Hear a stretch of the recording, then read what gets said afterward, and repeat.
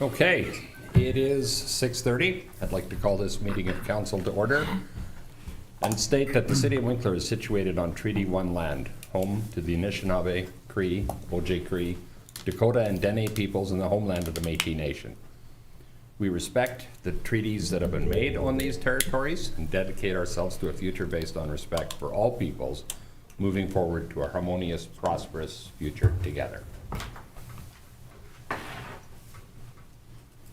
And be it resolved that the agenda for the regular council meeting of April 28th, 2026 be adopted. Mover? Andrew? Second. Marvin. Any changes to that agenda? All in favor? Carried. Be it resolved that the minutes of the regular council meeting of April 14th, 2026 be adopted. Mover? Ryan? Second. Peter. Minutes are there. You've had a chance to review them. Any comments or questions? All in favor? And that is carried. That then takes us to one of the highlights of our meetings typically is our community spotlight. This evening we have an opportunity to hear from Discovery Nature Sanctuary. So I will leave the podium here. Paul Goosen, the floor is yours.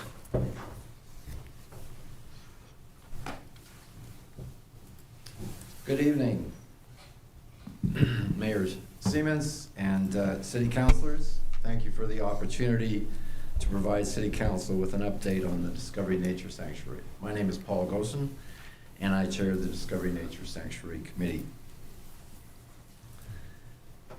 In 2017, a request came before City Council to develop a sanctuary on city property in the northeast corner of Winkler.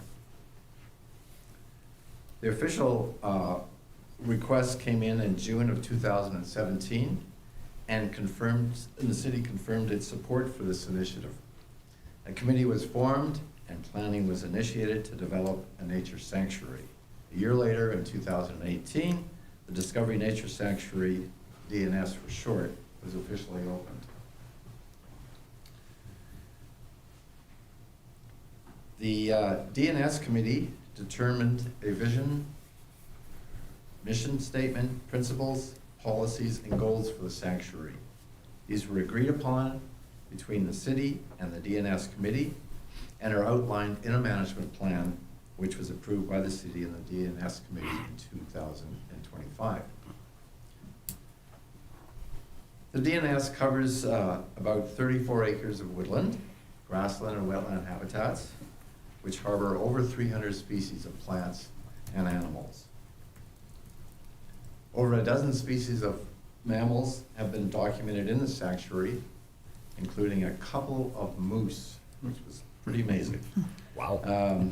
They were young ones. I think the mom had kicked them out and they were looking for their own place. Currently, 153 bird species have been seen or heard in or over the sanctuary, including the American white pelican, bald eagle, great horned owl, and red-headed woodpecker. The sanctuary also has a diversity of insects, including the migratory monarch butterfly, which in the fall makes its way all the way to Mexico. Amazing trip. Over the past 9 years, the DNS committee has initiated a number of infrastructure projects to enable the public to comfortably access and enjoy the sanctuary. As well, structures to provide homes for wildlife have also been established. About 2 kilometers of trails provide easy walking paths for visitors, including an accessibility trail which goes from the parking lot to the outdoor classroom. A viewing platform adjacent to the creek gives visitors a chance to see, in my opinion, one of the most scenic views found in Winkler. Wildlife conservation is an important component of the DNS. The committee has facilitated the planting of pollinator and shrub gardens, the planting of trees, and a native grassland, as well as accommodating species at risk conservation. The pollinator garden, which you'll see in a moment, The pollinator garden is the showpiece of the DNS. Over 2,000 native plants provide a splash of color and habitat for native pollinator insects. The next slide, you'll see that an aerial view of the pollinator garden, which is part of the Be Better Manitoba Pollinator-Friendly Public Garden Program. It's a mouthful. It's one of at least 21 gardens signed up here in Manitoba for the program. Be Better Manitoba, the website indicates that it's a group of like-minded organizations who have come together with a common goal to inspire and empower Manitobans to protect, conserve, and create pollinator-friendly habitat at home and in their communities. The DNS is also part of RARE's 1,000 Gardens project. It was initiated in Ontario, and this project hopes to eventually become a Trans-Canada pollinator highway. Also, the garden is also registered with Douglas Tallamy's Homegrown National Park project in the US, and also hopes to be on the David Suzuki Butterfly Way Ranger Program map in the near future. Adjacent to the pollinator garden is a shrub garden. There's about 120 shrubs there which provide shelter and food for wildlife. Just over, we move on to the next slide, just over 200 years ago, the land where Winkler is now located was part of a vast grassland of prairie. To reestablish some of the habitat, the DNS is working to develop a native grassland area, which will include grass species such as the big blue stem. 7 species at risk either make their home or have visited the DNS. One of these is the bank swallow, which digs tunnels into gravel embankments. The DNS has successfully provided habitat for this species through the construction of a bank mound. And much of that mound is actually from the Meridian Exhibition Center, which got transported over there. So that was a very nice donation. The barn swallow, a threatened species, is commonly found in or on buildings, and to aid their nesting efforts, a shelter was built and established at the DNS to encourage swallows to nest there as well. One of the special aspects of the DNS is that it can be enjoyed by the citizens of Winkler as well as visitors from other locations. People have a variety of reasons for visiting the DNS. Some like to go for walks, some maybe go to the outdoor classroom for lunch or coffee.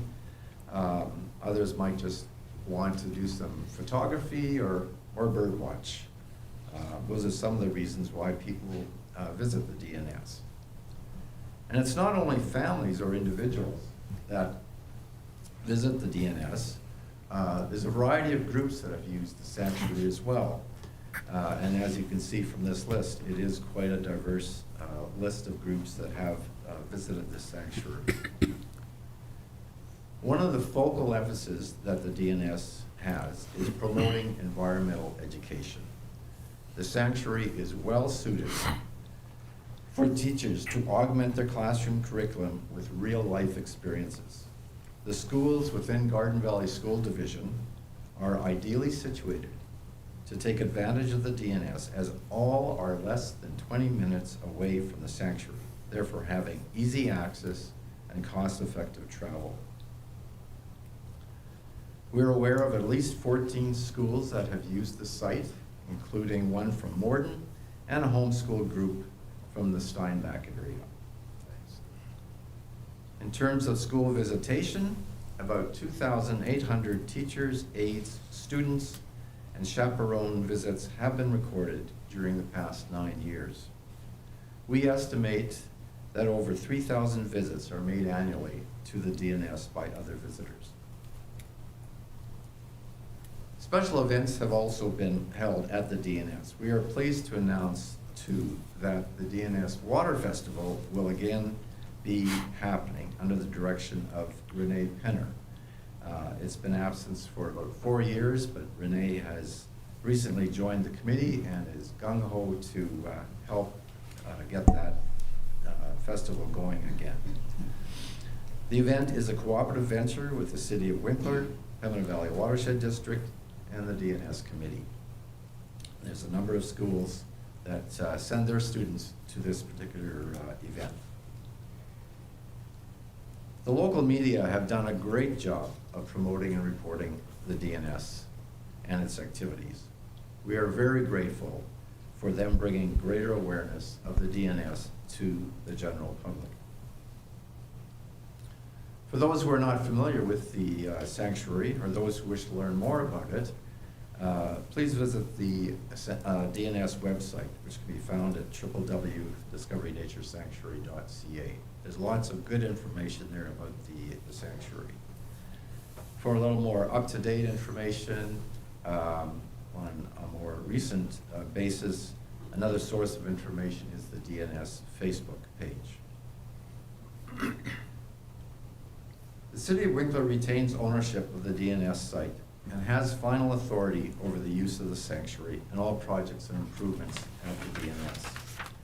The city recognizes the value of the DNS and has contributed funds and resources to support the development of the sanctuary.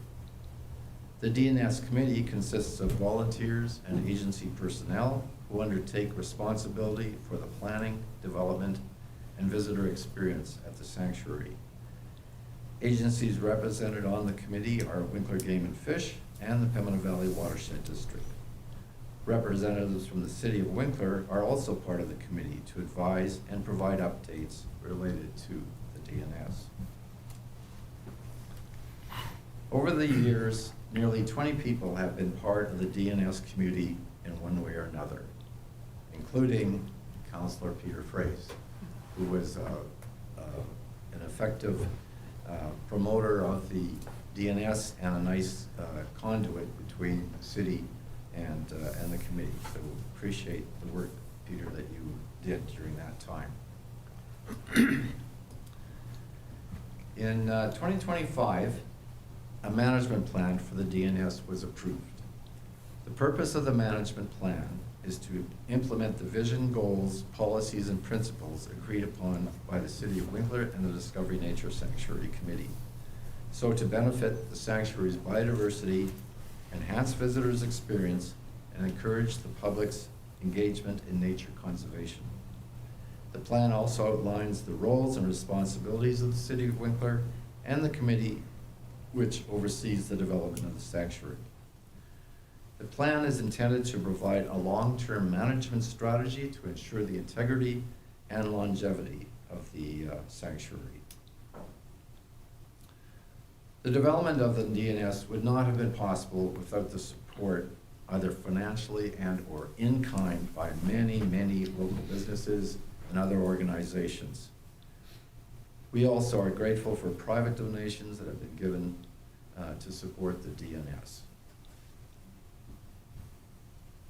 The committee is extremely grateful to all the volunteers who have given of their time over the years to help in the development of the nature sanctuary.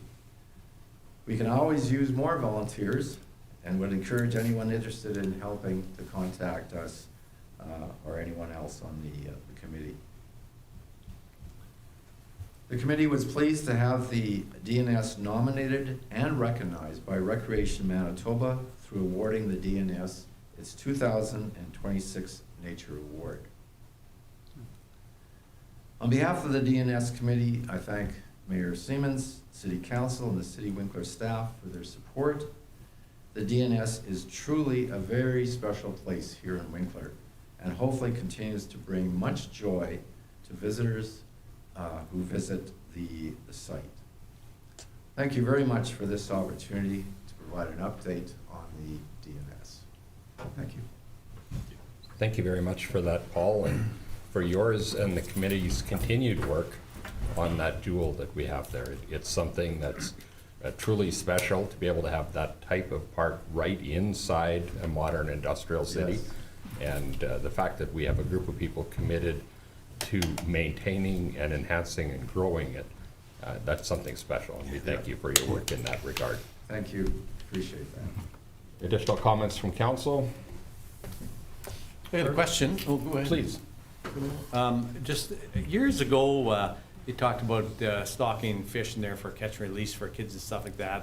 I know there was a depth issue and stuff like that. Has it ever looked at more, or they were working through the game of fish at that time, and that goes back, maybe Peter, when you were. It's only 9 years old, so it's not that long.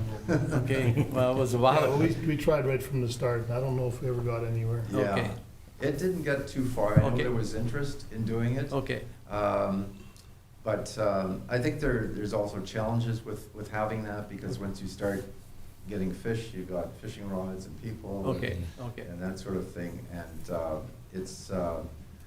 it's probably something that's better suited elsewhere. Oh, yeah, that's fine. I knew it had been talked There are about. little fish there. Okay, okay. Little fish. That's good. Yeah. Well, thank you very much, appreciate the time, unless Thank there's you. other questions or comments. Thank you again for your work. Thanks, Paul. Appreciate it. And congratulations on the award as well. Yes, yes. Very Thank you to the deserved. city for nominating me. Uh-huh. Thank you. Jumping back then into our agenda, we have a couple of pieces of correspondence. Firstly, the annual RARS grant, the rebate summary. As noted there, our numbers are down slightly, and there's typically multiple reasons for that. In this instance, there is a fixed pot of money, and if other organizations, other communities, have an increased contribution towards that, then sometimes our pot goes down a tiny little bit. In this year, that's probably the primary reason, based on what we see here. Still a significant contribution and very much appreciated. Yeah. So, and my comment would be, well, that's unfortunate for us. It's fortunate for the province because there's more communities participating in it. So it's. Yep, very good point. Yeah. No other comments there. We'll move on to the next one. A letter from the Minister for Municipal Relations with regard to our 2026 Urban Hometown Green Team funding. We've been fortunate to receive that funding on a very consistent basis over a number of years. It's helps us to do some of the things that we want to do to keep our community beautiful and green throughout the course of the summer. Again, very nice dollars to receive. A tiny bit disappointing that the numbers maybe aren't quite what we would like to see. But again, at this point in time, we're very happy to get any dollars that we can that support it and allow us not to have to go to our ratepayers for some of those dollars. Third point. Well, just on that point, it Please. seems like it's a similar situation there. There's a pot, and the more people apply, the smaller the amount for each applicant, right? So that sounds like it's one explanation for the fact that we're getting fewer numbers paid. So. Well, and I think the key piece there in the past, there have been some municipalities that have applied that haven't received. And this year, the province is very proud of the fact that everyone who did apply Okay. did receive something. Okay, yeah. So there's certainly an element of that, Marvin. Okay, yeah. It's an excellent point. Our next piece, really good piece of good news, again, Minister of Municipal Relations, our 2026 Municipal Operating Fund and the One Manitoba Growth Revenue Fund. These numbers are not unexpected. These are consistent. It just shows us what those numbers are. And the fact that there's a bit of an escalator clause on that, that's also a good thing to see. So very nice to have dollar figures that, again, help us balance our budget. Any thoughts or comments on what you see there? Continuing then into finance, be it resolved that accounts payable in the amount of $5,663,639.63 as approved by the Finance Committee be approved for payment. Mover. Andrew? Second. Ryan? Check register is attached. You've had a chance to go through it. Anything there that you have questions about? All in favor? Carried. Taking us then into our financial report, be it resolved that the financial report and statement for March 2026 be received for information. Mover. Peter? Second. Don? Again, attached in some detail. You've had a chance to review it. Everything makes sense? All in favor? And that is carried. Be it resolved that council approve the following remuneration for voting officials and assistants for the 2026 election days. Voting officials, $300, meals provided. Voting assistants, $275, meals provided. And a training session for $50. Mover? Ryan. Second? Michael? Maybe mostly explanatory, Jody, but is there anything particular there that we should touch on? And then obviously the reasons for this is that there's a municipal election coming and that there are some expenses incurred with that election. Yeah, and as you can see in the notes, Wendy, who's our senior election official, has done a little bit of comparisons to other municipalities and really just trying to be in line with what others are doing. Okay. Questions from council? Nope. Makes sense. Other than it's very nice for us to have our assistant manager agree to serve in this capacity in our community. Many people have to hire outside of community for special or senior election officials. The fact that we have somebody capable in our community prepared to serve in that regard certainly helps to make it easier for the entirety of administration. Indeed. So very well done. Thank you for that, Wendy. All in favor? Carried. Be it resolved that the following amendments be made to Schedule A of the Campaign Expense and Contribution Bylaw number 2281-22. Mover? Don?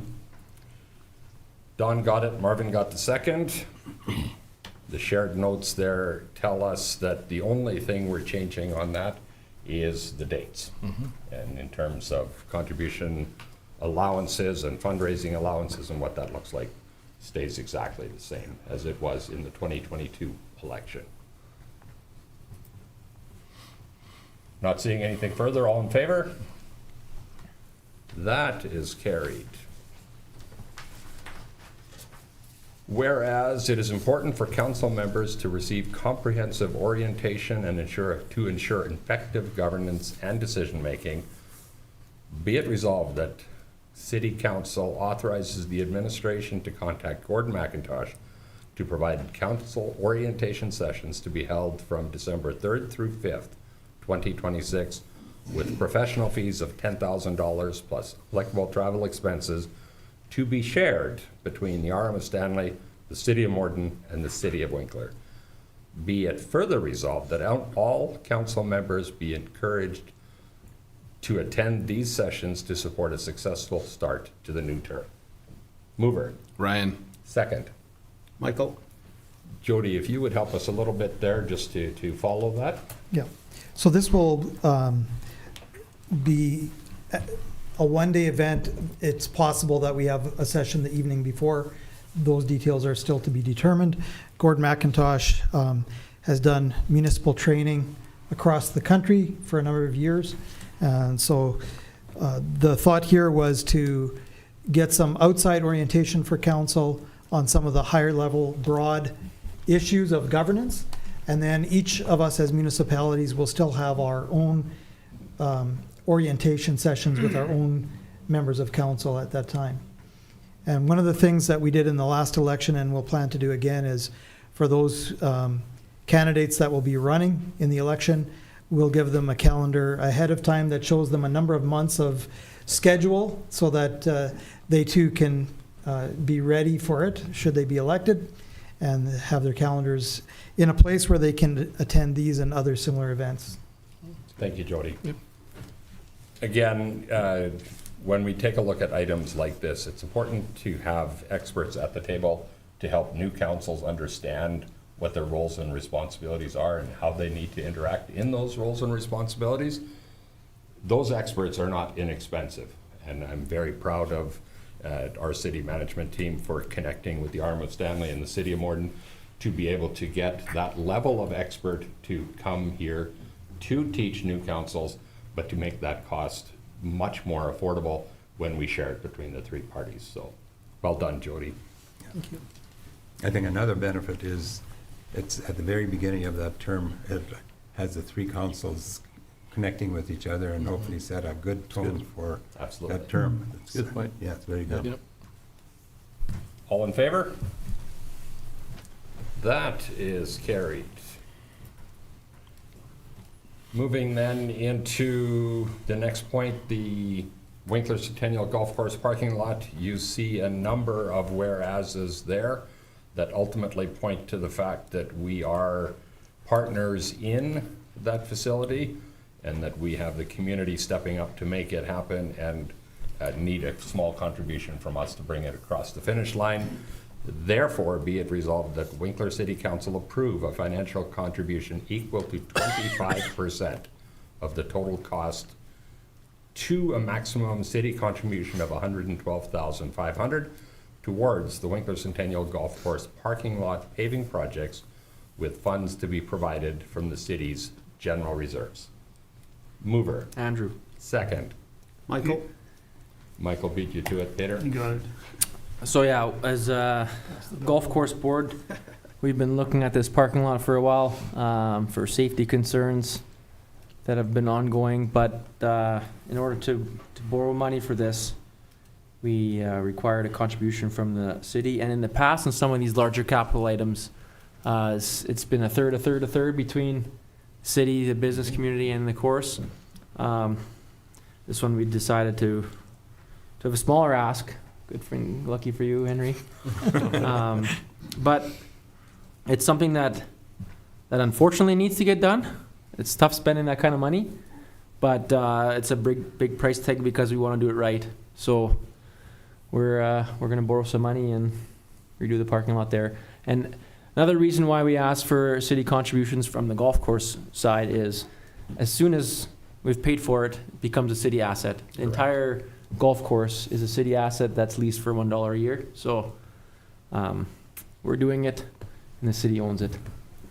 And I think again, in the spirit of partnership, to have our corporate community at the table, to have our members at the table, as you've already referenced at times in the past, the city has been a 1/3 funding partner to these projects.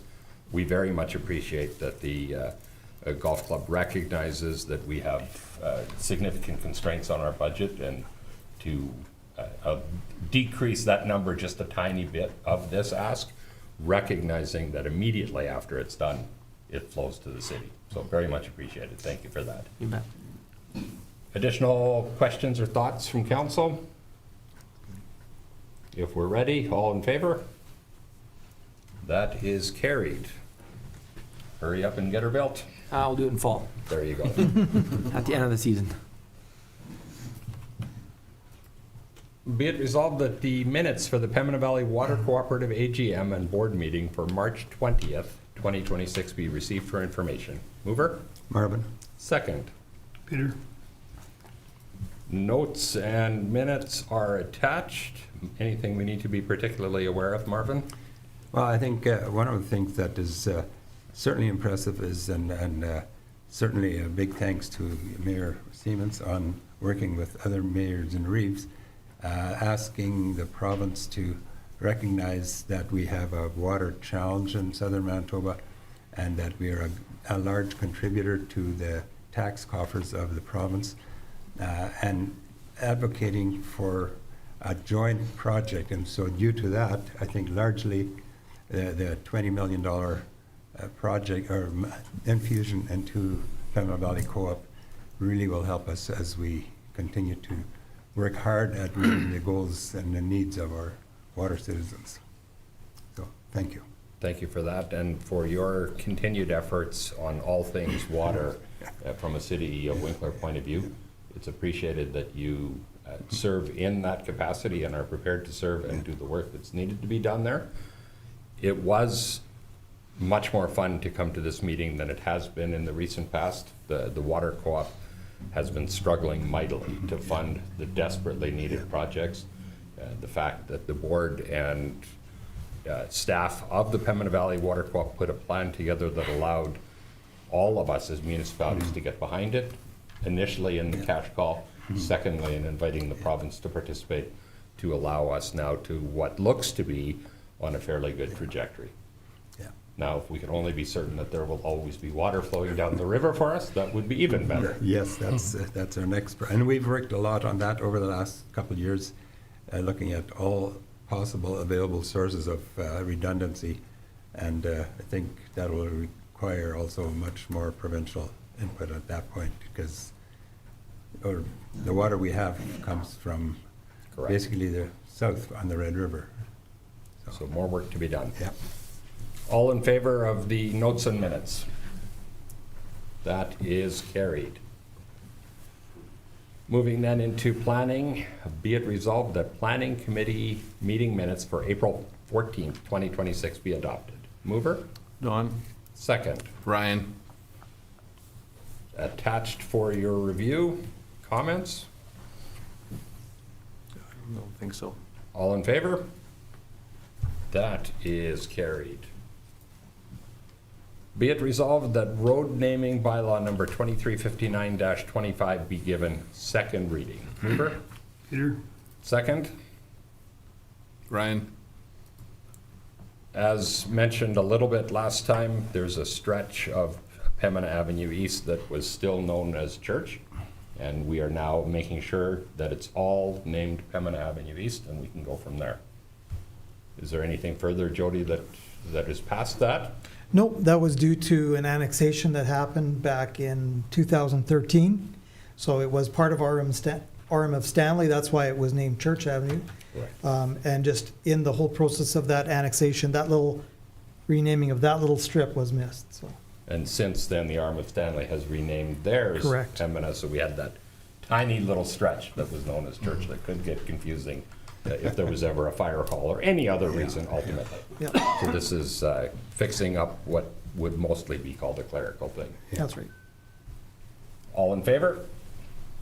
Carried. Be it resolved that road naming bylaw number 2359-25 be read a third and final time. Mover. Marvin. Second. Don? Last call for comments. All in favor? Carried. Be it resolved that the Discover Nature Sanctuary Committee minutes for November 19th, 2025 be received for information. Mover. Peter? Second. Ryan. You see them attached. As always, that committee puts in loads of work and has lots of thoughts. It's very nice to see. Additional comments or questions? We do still have Paul in chambers, so if you have some really hard questions. Not seeing any, all in favor? And that is carried. Be it resolved that the South Central Regional Library meeting minutes for March 16th, 2026 be received for information. Mover? Ryan. Second? I'll help. Thank you. Notes are attached. Any thoughts on what we see there? Yeah, I think, so at this meeting, we went through the financial statements for the calendar year of 2025. There was noticed that there's a lot of improvements, a lot more alignment between the staff there and the financial provider. So that was really good to see. Still some tweaks that we need to do on the financial side, but it's getting to be a lot more in line with what we would expect. So I'm certainly glad to see that. Gail and Raina are doing a great job at holding the line there. Other thing, there is the book sale is coming up this week in Morden. So if anybody cares to check that out, that's towards the end of this week. I think it's Thursday, Friday, and Saturday at the Access Event Center. So go get your books and help support the library. Excellent. Thank you, Ryan. You bet. All in favor? That is carried. brings us to, be it resolved that the Morton Veterinary Services District meeting minutes for April 13th, 2026 be received for information. Mover? Michael? Second. I can help. Thank you, Marvin. Minutes are attached. Michael, is there anything we need to be paying particular attention to? I mean, they've got the rafters there for the new roof, and I believe that started this week, so that's exciting. But I think more importantly, Diane Lambert has resigned as secretary of the vet board there, and I wanted to acknowledge her service for 20 years of doing that and Wow. keeping everybody and every meeting on task and out of the weeds. Yeah, she's had a long history. Yeah, and Sure. she's been really good. Yeah. Okay. Any other thoughts on what we see? All in favor? That is carried. Be it resolved that this regular meeting of council recess for the purpose of holding public hearings. Mover? Andrew? Second? Michael? Ryan beat you to it, Michael. All in favor? That is carried. Jody, if you would help us for process for the hearings, then we can get going. Sure, we have one public hearing tonight, and as usual, if there's anyone who wants to speak to the matter after it's been introduced, you can come up to the podium and state your name, and then you can speak to the matter either for or against and address your comments to the chair. And they will have, council will have an opportunity to ask questions. And just to let you all know, we do have some members from Tetra Tech that are here today to help answer any questions you may have as well. Excellent. Thank you, Jody. We will then start the public hearing for conditional use application number CU 2026-002. We'll open the floor for anybody who wishes to speak for this application.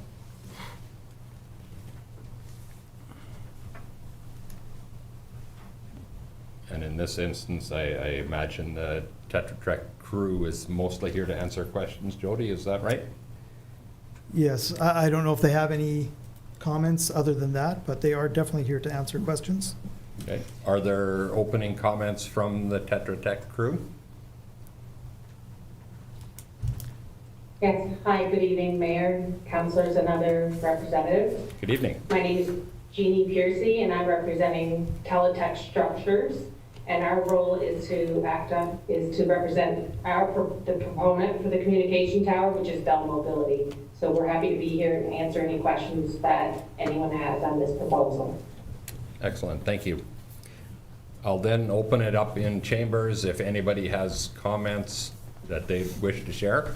As City Manager Jody Penner mentioned, please come to the podium, state your name, state your comment or question, and then we can go from there.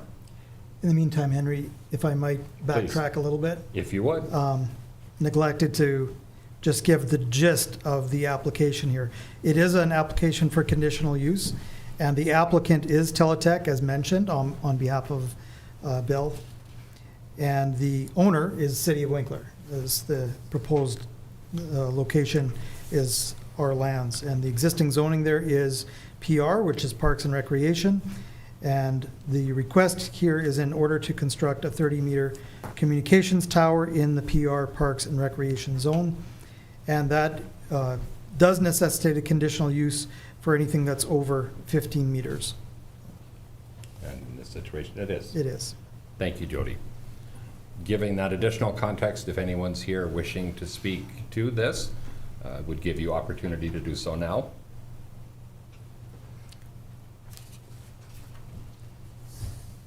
While we're waiting, if there isn't, I would Please. mention again to council, in your package, it was just added briefly, or shortly before this meeting, that there were a few questions from residents, and Teletech is aware of those, and I believe they reached out to both of them and had conversations, I believe, with both of the residents to answer some of the questions that they had.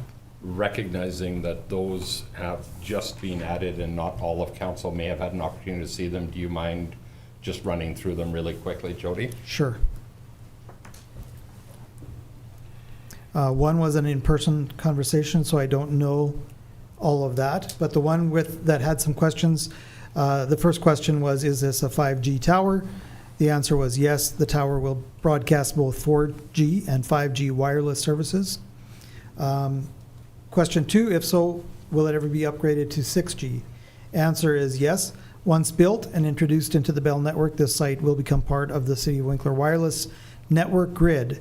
And as new technologies are introduced through licensed spectrum and future sites are built around it, this tower site will continue to meet those network standards and demands of customers.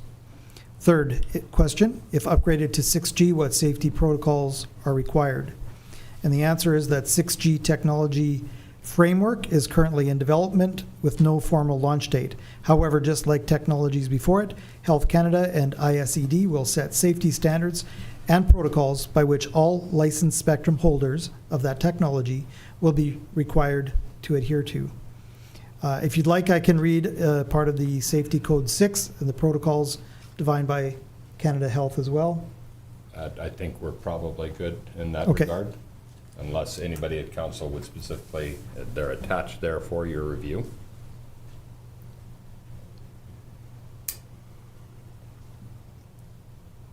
I will offer again, wondering if there's anybody in chambers wishing to speak to this.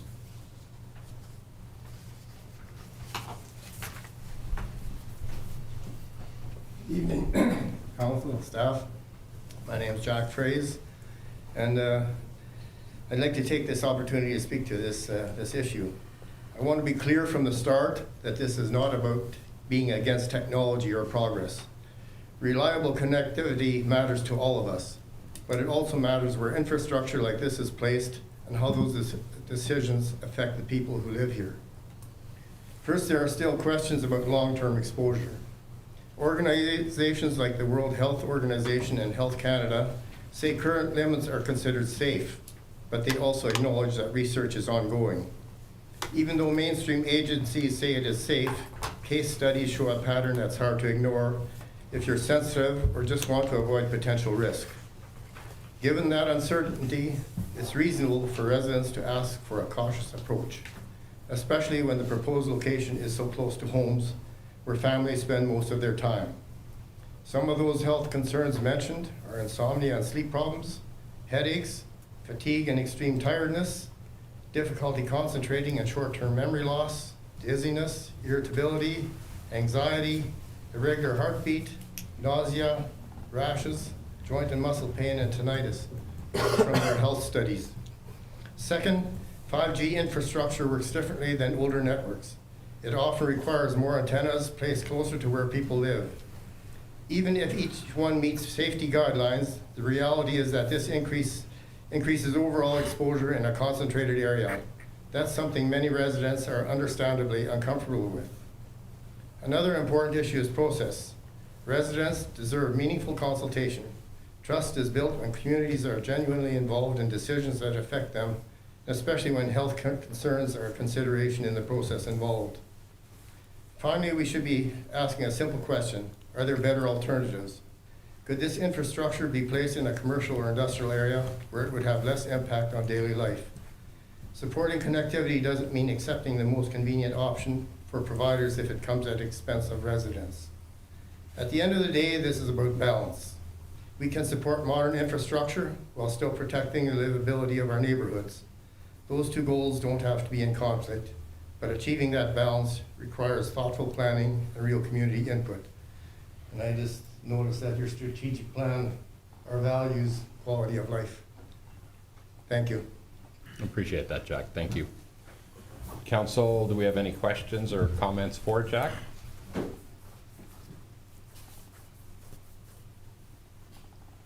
Okay. I will again see if anyone else in chambers wishes to speak to this. Is Teletech going to speak Teletech. about the location selections, or is that? I think You can that's ask a fair for sure. request. So to Teletech, yeah, to answer about the location selection. Yes, so when we were issued the search ring, it's called, but from Bell, they specifically identified an area, which is just on a geographic map, where they would have to place a tower in order to achieve the coverage that is needed for the city of Winkler.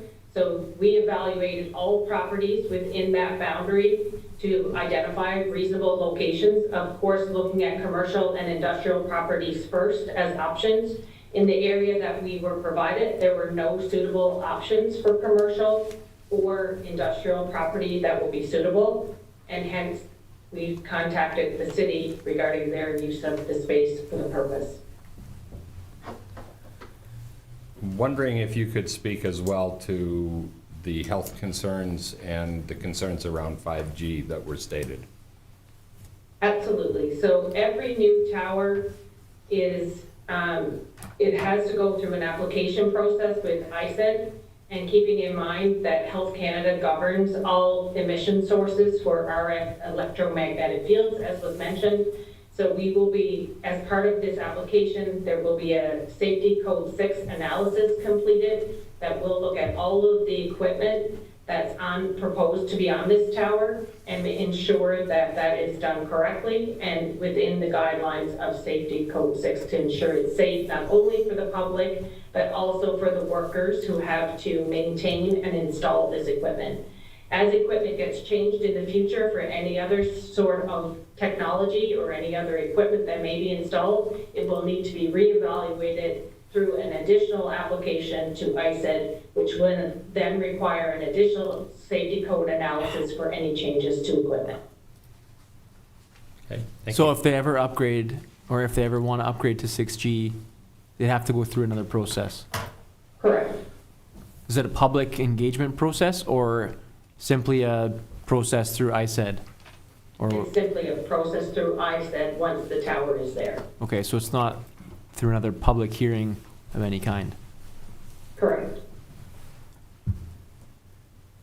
Our staff would be involved in that process, though, is that correct? Correct. Okay.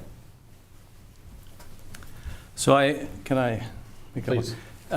So I did a little bit of reading, and the critics are definitely out on Safety Code 6. They say it's pretty outdated. There's lots of countries that would tend to, actually they're quoted as 100 times different than Safety Code 6. And I guess I wonder, and Health Canada, you know, some of the critics have said, like China, Russia have guidelines 100 times safer than Health Canada Safety Code 6. And this person is saying Canada should be among the progressive countries such as France, Belgium, Taiwan that have laws in place to protect children, homes, schools, and daycare centers. So to me, I love technology. I'm all for it. But to me, personally, I would not want to live next to that tower.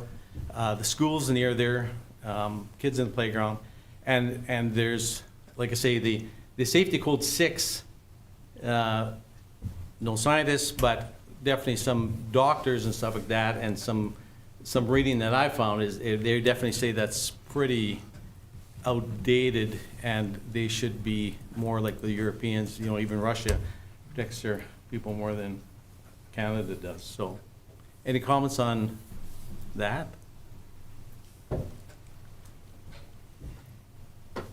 Are you addressing that to Televic? Excuse me? Yes, sorry, yes. Yes. So from our perspective, we can't comment on how frequent that gets updated for Health Canada. It's their regulation. They are the federal government. The most recent version was updated in 2015. So that is the most recent standard.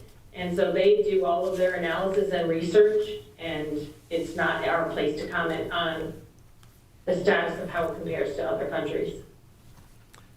Well, I would question that a bit because that's 11-year-old since it's been 2015 since it's been updated. And I realize you're structure people, and I get that, so I'd address it to council. You know, European countries have for years banned food colorings for their health reasons. They know it's a problem. The United States is finally doing it, and next year they're implementing a food coloring ban. And Health Canada still says, wow, there's no scientific research stating that, you know, so they're still not doing it. I'm losing faith in Health Canada. There's, you know, I was gonna say hundreds and thousands of pages on the internet that criticize Health Canada on their Code 6 that is very outdated. Lots of countries, Switzerland, some of those are like I say, they had a list of countries 10 to 100 times stricter. And some of the reports that are coming out now from different countries that are doing their own reports saying there is definitely issues with these towers. I want these towers, but I'm wondering whether we can find a place where there's just less densely populated areas than right by school and in the backyards of homes. Don't remember when we went through this, though, if they moved it outside, it wasn't nearly as effective. Well, they have a tower 3 miles, 3 miles out of Plum Coulee that has helped Plum Coulee. Like that one's by the Bison Bean or whatever it's called now. And that's, Right, and there's how many people on that tower then? I have no idea, Not but very many. it's. So you have a big it's- event with 50,000 people in our park, and then everyone complains that they don't have cell service. I think, and some of that may be a secondary conversation, and if in fact we have a concern with Safety Code 6, I suggest it would be appropriate for us to send a note to Health Canada from council suggesting that we would like to see it reviewed. I would also suggest that likely we're not the first ones to send such a note.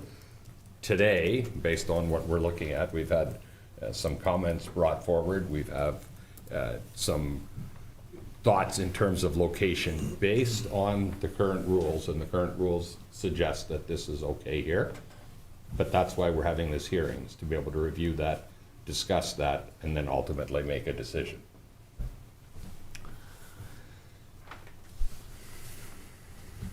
I would ask again if there's anybody from the public. I do believe we have another.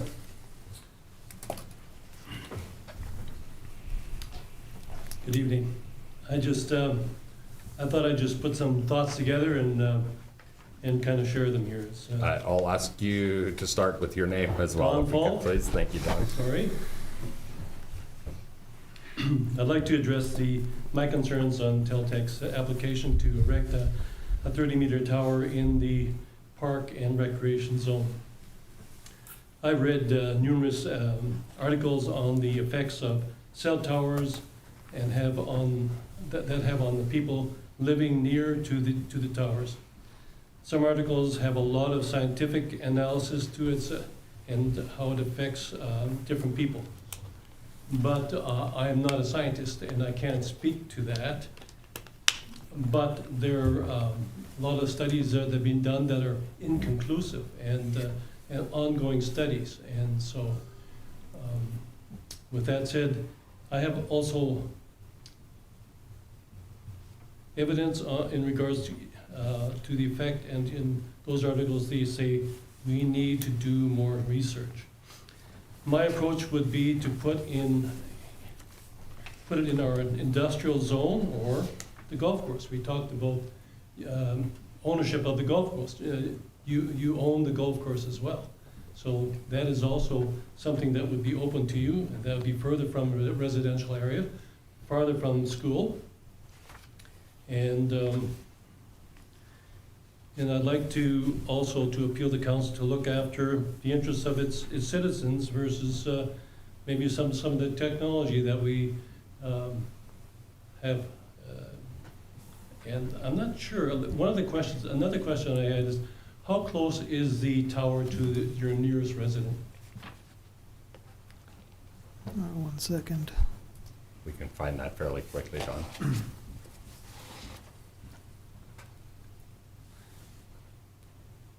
While Jody, I would say approximately just over 120 meters. Okay. And some of the studies I've read is that a minimum of 400 meters for residential areas. So it's Came up time and time again. Thank you. Thank you for your comments. Wondering if Teletech would like to speak to that thought that a minimum of 400 meters is what seems to be recommended according to what we've just heard here. That's not been identified by ISED. There's nothing in there in the safety code 6 about that number either. So it's So it's there's no- anecdotal. right. Okay, thank you. Additional comments from council? So, I guess it doesn't have to necessarily be on city property, is how I understood. They came to Winkler and Correct. saying they want to spend money and put a tower in, and went through various locations and believed this was the most suitable. And obviously they believe it's safe. But I guess my question then is, if you don't want this tower there and they don't put a tower in, then what? Like, there's residents in the south side of the city too, or anywhere all over the city that don't have cell service. We have worse cell service here than Brunkild does. But the biggest problem is south of town, not north. But this is the most populated, I guess is the reason, right? But But the problem is more south. I lived south for 10 Yeah, years. just to answer that, they're looking at another location at the south end of the city. Thank you. so what happens now if we vote this down? Then what happens? Then it's not allowed to be Find a constructed. different location. Yeah, I suppose they would go back to the drawing board. Maybe Teletech could answer that question. I would ask maybe Jody, before I suggested we didn't necessarily need to run through Safety Code 6, I'm wondering if you don't mind reading through in layman's terms that paragraph and then the last paragraph, just to make sure we're all hearing the same pieces, Okay. if They you don't mind. They do have some layman's terms there, so I won't have to try to translate on the Correct. fly. And that was kind Yeah. of my thought, is to run through those two Sure. paragraphs.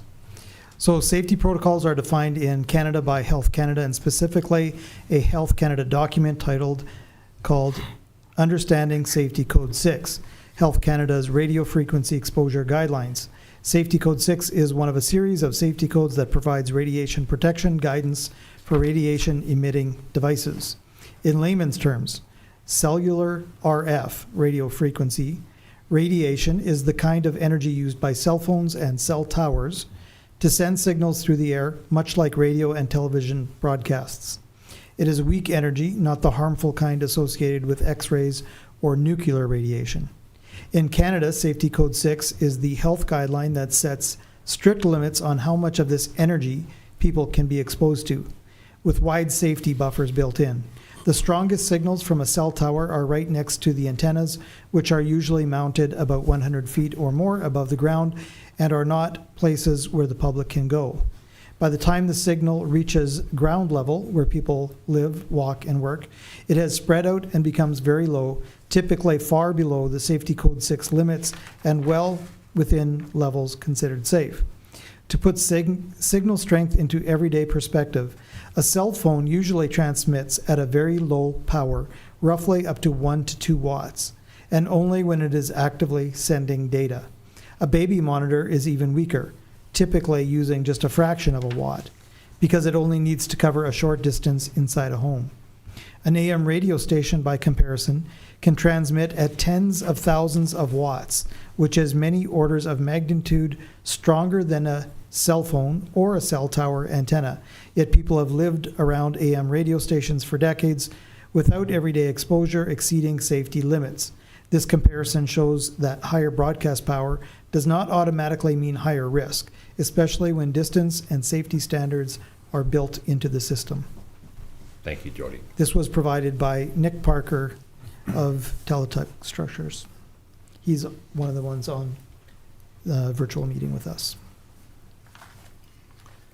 So the Canadian Medical Association Journal, June 16th, 2015, title, Scientists Decry Canada's Outdated Wi-Fi Safety Rules. This was a hearing that was led by scientists and safety advocates. They mounted a withering attack saying Health Canada's Rationale Safety Code 6 are outdated, incomplete, and invalid. Stating this group by CEO Frank Clegg told the Health Committee on April 23rd that despite paying the Royal Society of Canada $100,000 to convene a panel to assess the safety of radio wave emitting devices, panel that subsequently marred by conflict of interest allegations and resignations of its chairman. Health Canada has not invested the necessary time nor had balanced opinion experts necessary to undertake a proper review. And it goes on and on. You know, this guy says, Health Committee, that, you know, China, Russia have guidelines 100 times safer than Health Canada. And we should be the progressive ones. And it just keeps going on and on the damage that they're saying there's potential. There's insurance companies that have said in the fine print that they will not accept any claims based on Where is that? cell phone. Lloyd's of London, some of those insurance companies in the fine print. In which, In health insurance, because they feel if it does get out, in which countries? this is in lots of European countries, they are. Yep. Are you sure?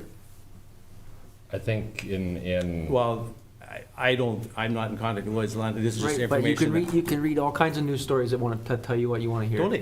Totally. And to me, there's enough out there that I feel for the safety of the people, I need more information, you know, that there is. And to me, what I'm hearing is the Code 6 is a very outdated Code 6. Okay. Fair. Sorry, Council. it's hard to make a decision based on what you read or what you not read. Totally. And there's so much information on either side of it. Agreed. It makes your head spin. If we don't want good cell service, we can say no to it. Everybody wants good cell service, but where do you put it? Yep. If not here, then where? Whose backyard is gonna get it? It's not an easy. No. There's no easy solution to this. And but if we're gonna have it, we're gonna have to have it somewhere, right? And a tower only has so much range. So, And I think ultimately what we need to do is take a look at that and specifically address some of the comments that are there. And if in fact we have concerns to it, then we should vote against it. If we feel that based on the information that we have and based on the rules that were there, that would lead us to a place that let us confidently say we should support it, then we should support it. We look and have asked our staff to dig into it. Our staff have looked into it. Our staff have answered the majority of these. You can see your report to council. Rarely do we see a report to council on a proposal with almost exclusively green dots. There's typically an orange or red dot or two in it. And what we see here is a lot of the research that they have done shows that this is the right spot for it and that it makes sense to move forward and that the concerns aren't there. I'll give one final opportunity to anybody in chambers if they'd like to comment to it before we close the hearing.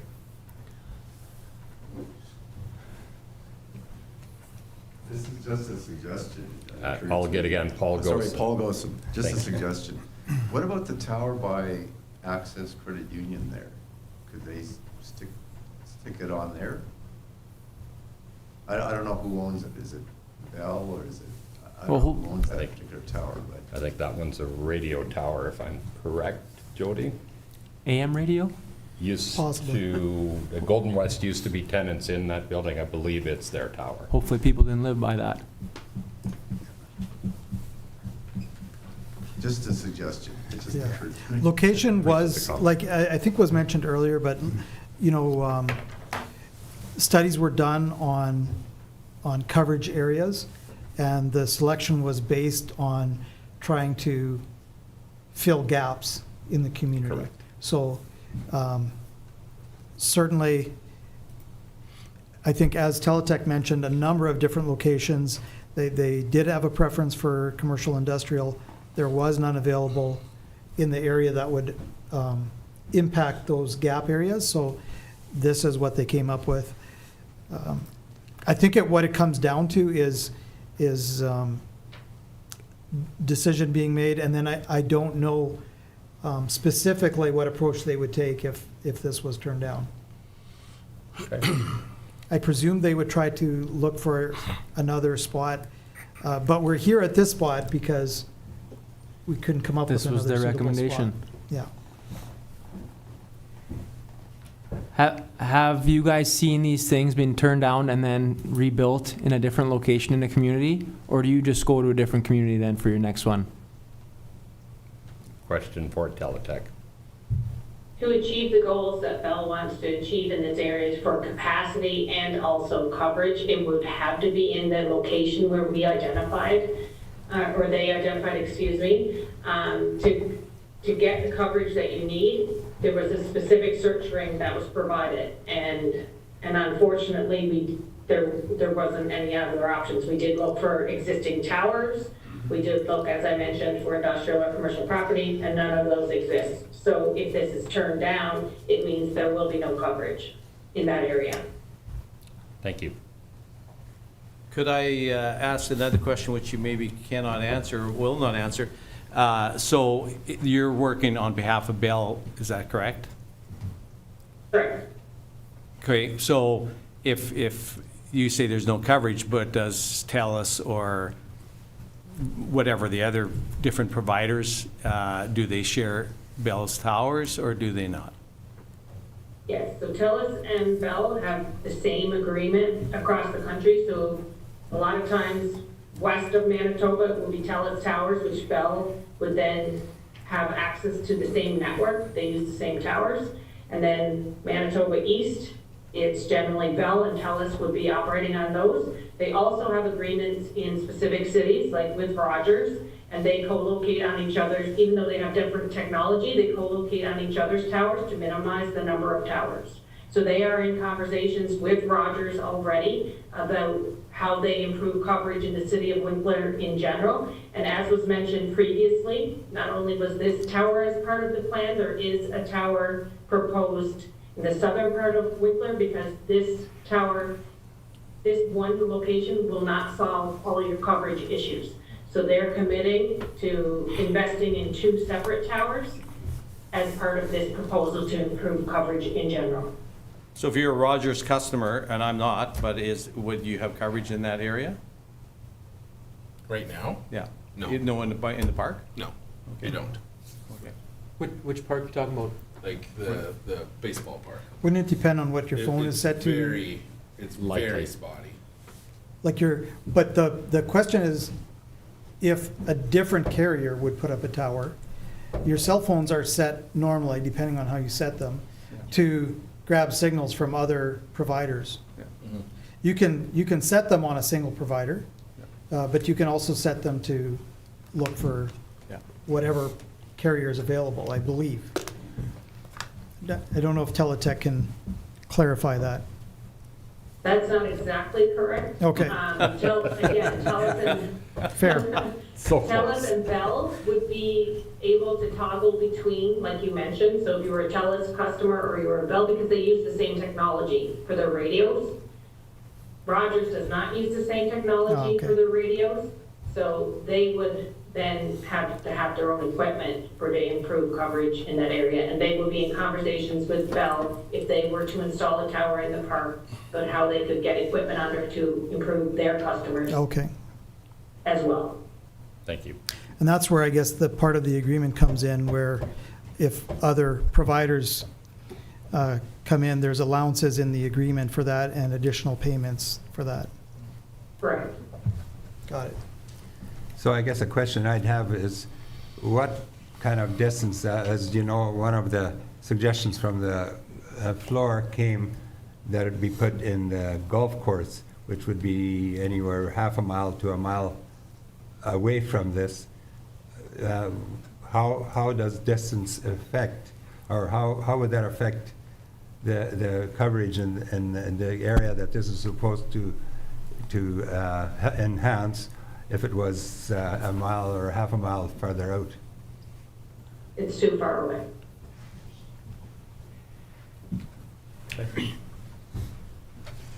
I'll ask again if there's any further comments in chambers.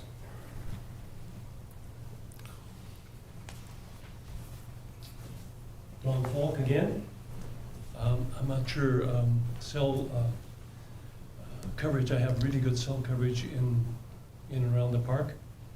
I farm out to the south, and I have very poor cell service out there. Out here, I've never had an issue. So curiosity in that part, why the need of better cell service. I think fairly quick answer to that is it's based on the load that's there. And when we have people in the park and otherwise, I live in that vicinity as well, and I do receive, surprisingly, 1 and 2 bars on a very consistent basis already. And that's new to me over the last several years. It's just there are so many more users that happen to be using this that we do need more service in our community. Council, additional questions before we close the hearing? Just don't like it near a school. That's my What, define near a school? apartment. School is there. It's close. What's your distance of near? I don't know. I don't know. But when I read reports, almost all the countries are identifying schools and daycares. Because they say it affects younger kids more so than it does adults. Okay, point made. So, like I say, I'm all for technology. I don't know if you are. Either way. The problem is the range is only so much, and how do you get it further away and be just as effective? It's I think the rate on gas in our Right, it's- underground is worse than this cell It service. is, totally. We'll try to stick to the topic at hand. It's all, If Henry, we it's all can. relative. It is. It's all relative. But today. This is not an easy this is- decision. Yeah. Correct. Agreed. But this is the decision in front of us today. On Right, this- but if you on want this to just shut us location. down from Right. talking, then Well, I certainly don't want to shut you down from talking. I'm just suggesting that we're not going to be able to do much about the rate on gas in this hearing. I'm putting some perspective in here. Right. Because you putting your cell phone by your ear isn't, if you're spending all day long with your cell phone on your ear, that's not good either. Agreed. But, like I say, the radon gases has better chance of giving you cancer than a cell service does, or cell signal does. I'm saying it's relative. Fair. But if you actually do believe in technology, then do you go to different communities and with higher cell strength, and do you worry? Don? I think, I would try hardly ever to put my phone to my ear. Okay, but do you drive in communities, or you travel? Do you go to communities that have lots of high signal strength? I have a I have a device that we will have around us almost all the time, especially for sleeping, that will protect us from 5G. You can just turn 5G off on your phone. No, I know, but it's in my house and it's in my neighbor's house, and we have a device that will block those signals, and we have it in our bed Okay. interesting. every night. And when we travel with it. Because I've done You enough obviously reading. have a concern around. I've done 5G. enough reading Absolutely. about it, and I have a machine that will test EMF blockages, and our grandchildren, they're blocked. I can pick this machine, and it's 50-year-old technology from Europe. They've used it forever. There's tons of practitioners use it. It's a bioresonance machine, and it detects, in my grandchildren, it detects blockage from EMFs in their bodies. Interesting. Yes, it is. And Yep. this was new to me in the last couple of years. And I've read lots about it. And they haven't proven it yet, but there's European countries that's saying it is causing damage, but they do not know how much damage. European Parliament just released a statement back in 2021, 22, what was it, where they said it is damaging, but they just don't know how much. And this is what I read, but what Correct. I've experienced. No. So do I want technology? You bet. Do I have it in my house? You bet. Do I have 5G in my house? No, I shut that down. There's aspects of every piece, Totally. whether, we don't have to be in favor of everything to be in favor of something. Something. So Yeah, to me, I get my that. concern a little bit is with the school, proximity to the school. That's, and the more I read or research, it's the kids that are. Okay. But Any A lot of addition- schools you don't even get self-service in. Well, There are some teachers- American teachers schools would like already it that are for shutting different- off their- No, I think a lot of the, I don't know, what is it, the thickness of the walls or what, you can't get self-service in a lot of schools anyways. yeah, it was. I'd like to research a different location, but I know this is the one that This they've is the one that's chosen. on the table. Yeah, this is the one that's on the table. Yep. We've been back and forth a fair amount. Are we ready to close the hearing? Be it resolved that public hearing for conditional use application number CU 2026-002 be closed. Mover. Marvin. Second. Peter? Final thoughts? All in favor? Hearing is closed. We're going to run through the whereases this time as well to make sure we're all crystal clear in terms of what we're looking at. Whereas telecommunications facilities are regulated under federal jurisdiction and approved by Innovation, Science and Economic Development Canada, ISED. And whereas the city relies on the conditional use process to address municipal land use considerations and local engagement in the absence of standalone antenna siting protocol, be it resolved that City of Winkler Council, in relation to conditional use application number CU 2026-002, acknowledges the proposed telecommunications facility for municipal land use purposes only, noting that CPC-2-03 public consultation will be conducted separately by the proponent following the conditional use hearing, that final approval authority rests with Innovation, Science and Economic Development Canada, ISED, and that municipal concurrence is contingent upon the city's satisfaction that public notification and consultation requirements prescribed by CPC-2-03 have been completed, and that the city manager is authorized to execute a letter of concurrence on behalf of the city upon confirmation that CPC-2-03 consultation requirements have been completed. Mover. Marvin. Second. Ryan. Final comments? Okay, can you explain this a little bit? Please, Jody. I'll help us attempt it, out. and then Teletech can correct me if I go astray, but they still have to go through a process, and they have to show us confirmation that they've gone through that process. So once they've done that, they'll send us information to say, yes, we've gone through that other consultation process, and then we will have the final approval. So the approval of this conditional use would be a step in the final approval. And the re- Teletech, anything to add to that?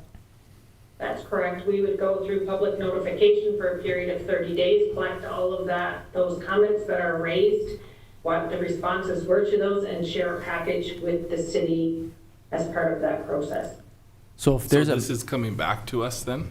Coming to our city manager. Okay. But it has, So what my responsibility would be is to say, to look at what they're sending and say, yes, they met their obligations as outlined in this resolution. Correct. so if they have a public consultation, which they will, correct? Or you just advertise?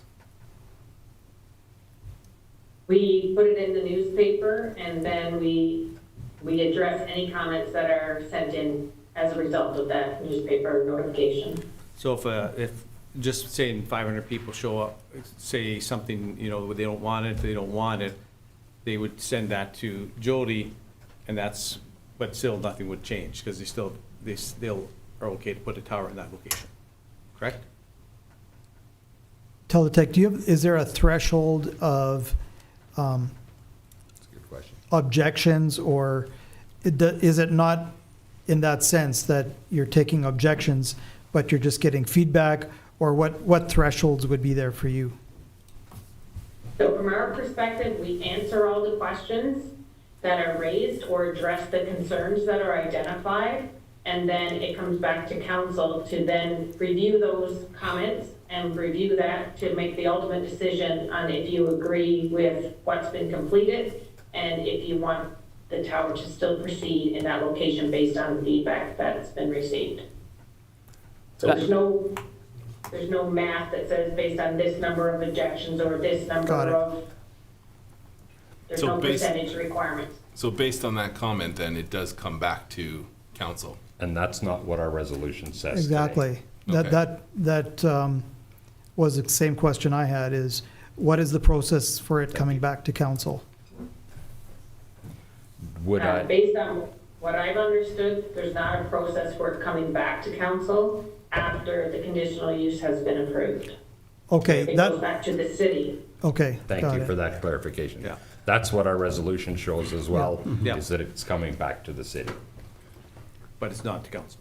Correct. Yeah, okay. that's In good. a case like this, however, you can be sure I would That I suspect. consult with council.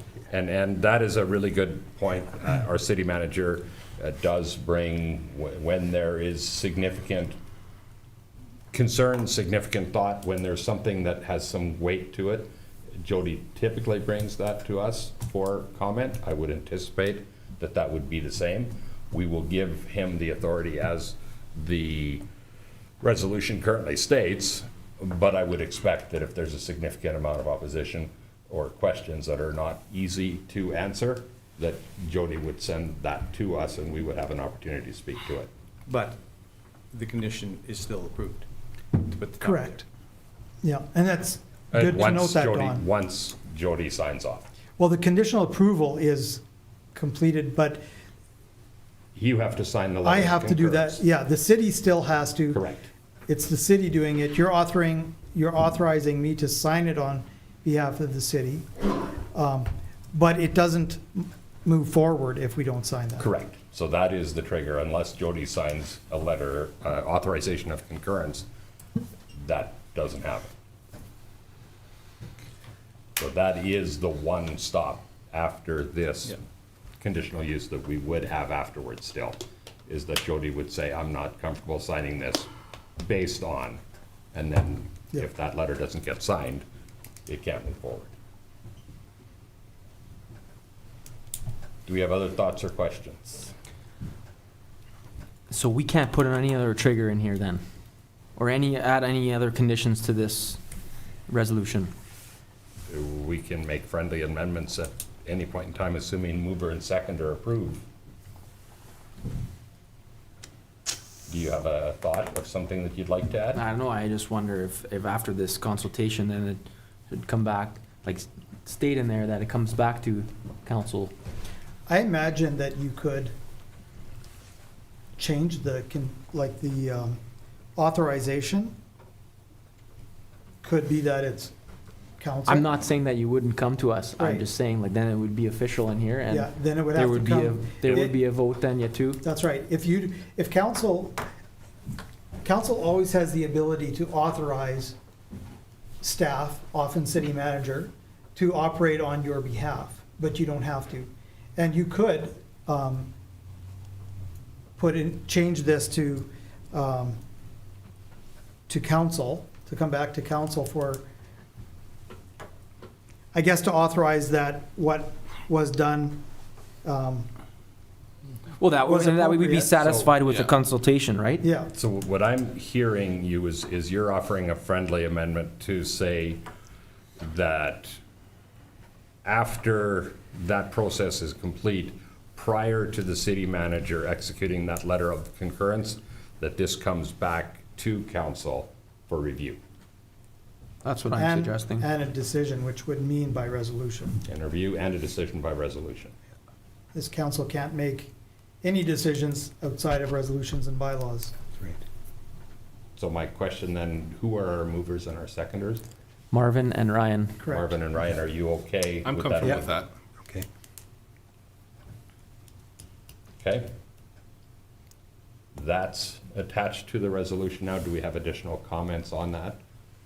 Jody, you caught that wording, I would imagine, or most of it.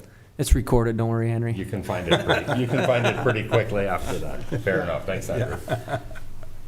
Essentially, we will say that, Adding one more step. that council resolution will be required prior to the city manager being authorized to execute a letter of concurrence. Excellent. Yep. Additional comments by council? Yeah, this council term has had way too many controversial votes like this. You've sat in many, well, okay, especially, yeah. I know my dad's in the crowd here and he lives right by this thing too, so it's not that I'm not thinking about other people's health. I understand there's concerns and there's all kinds of data on everything that we can read right now. And do you ever know what's true and not? It seems like not. But I sympathize with you guys that you're concerned for your own health. I understand that. It's just, this is difficult. I don't know what to say other than that. It's difficult. Yeah. Yeah, you nailed Oh, that. why the 7 of us should have to decide if this is healthy for you or not? With It's wrong, everybody eh? in cell It's phones wrong. beside you. Right. So what does this do to us for the future if we keep saying no to We won't further have cell technology? service. We won't have cell service. Does Bell or Rogers or TELUS simply say, okay, Winkler's the no-fly zone? Not saying this is right, wrong, or otherwise, is if we say no a couple of times, then they're gonna say, well, See, I'm not, who cares, yeah, which I agree. right? But I I'm don't- not opposed to I don't have the answer for this. I know, but I'm not opposed to towers. I'm just, to me, it's proximity of this one bothers me. And So, that's yeah, and because, okay, I've got, correct. I love it. And we've talked about that. We've gone through the process. Our staff have worked through this process. They've provided a report Yep. to us. We've had an opportunity now to speak with the proponent, to hear people's concerns. At this point in time, we've asked, the 7 of us have asked the citizens of Winkler for the opportunity to sit here and make these difficult decisions, and that's why it sits on us now. I know. So unless there's further thoughts from council? No. All in favor? Opposed? On the record, please. They're always on the record. What? These votes are always on the record now. You look at the minutes, they're all checked off all the time. Correct. Okay. And we've asked for that, but that's a good point. So that carries 6-1. Be it resolved that public hearings be adjourned and regular council reconvene. Mover, Ryan? second. Peter, All in favor? Carried. I'll ask then questions from the media or public relevant to this meeting of council. Not seeing anything here right now. Be it resolved that this regular meeting of council be adjourned. Mover. Don. Marvin. Second. Harv was there already. Marvin was there. All in favor?